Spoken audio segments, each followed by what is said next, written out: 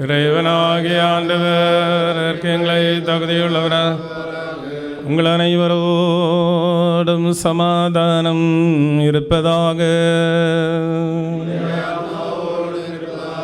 வாழ்வு தரும் வார்த்தையாகிய நம் ஆண்டவர் இயேசு மெசியாவின் அருள்வாக்கு உலகிற்கு வாழ்வும் மீட்பும் அறிவிக்கின்ற புனித யோவான் எழுதிய நற்செய்தியிலிருந்து.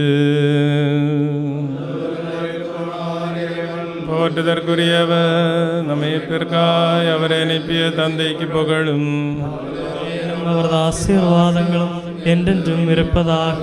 தூய கன்னிமரியாவிடமிருந்து உடல் எடுத்த பெரும் இறைவனின் வாழ்வு தரும் வார்த்தை நம் ஆண்டவரும் கடவுளும் மீட்பெருமான இயேசு மெசியாவின் இவ்வுலக வாழ்நாள்களில் இவ்வாறு அருளினார். அவ்வாறே விசுவசித்து நாங்கள் அறிக்கையிடுகின்றோம். அவர்கள் மறுநாள் யோவான் தம் சீடர் இருவருடன் மீண்டும் அங்கு நின்று கொண்டிருந்தார். இயேசு அப்பக்கம் நடந்து சென்று கொண்டிருந்தார். யோவான் அவரை கூர்ந்து பார்த்து, இதோ கடவுளின் ஆட்டுக்குட்டி என்றார். அந்த சீடர் இருவரும் அவர் சொன்னதை கேட்டு இயேசுவை பின்தொடர்ந்தனர்.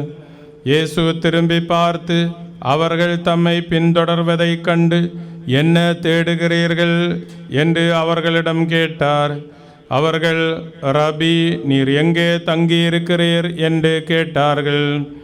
அவர் அவர்களிடம், வந்து பாருங்கள் என்றார். அவர்களிடம் சென்று அவர் தங்கியிருந்த இடத்தை பார்த்தார். அவர்களும் சென்று அவர் தங்கியிருந்த இடத்தை பார்த்தார்கள். அப்போது ஏறக்குறைய மாலை 4 மணி. அன்று அவர்கள் அவரோடு தங்கினார்கள். யோவான் சொன்னதை கேட்டு இயேசுவை பின்தொடர்ந்த இருவருள் அந்திரேயா ஒருவர். அவர் சீமோன் பேதுருவின் சகோதரர்.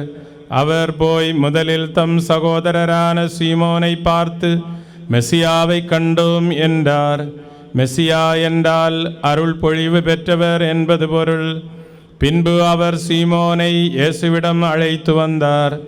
இயேசு அவரை கூர்ந்து பார்த்து, நீ யோவானின் மகன் சீமோன், இனி கேப்பா எனப்படுவாய் என்றார்.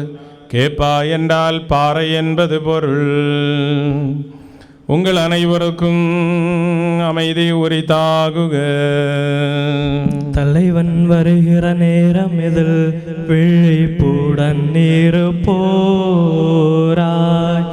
திராட்சை தோட்டம் அதில் வேலை செய்வோர் பேரோடையோர்